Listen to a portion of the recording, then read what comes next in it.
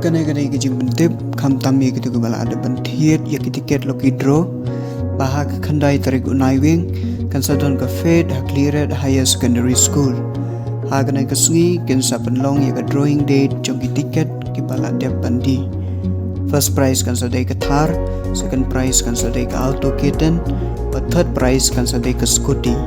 Padrukin sa don sa sangut kiban sa yo ya consolation prize hakador ka ba 10,000 marway. Katu katne pide ban ken mau ban kam.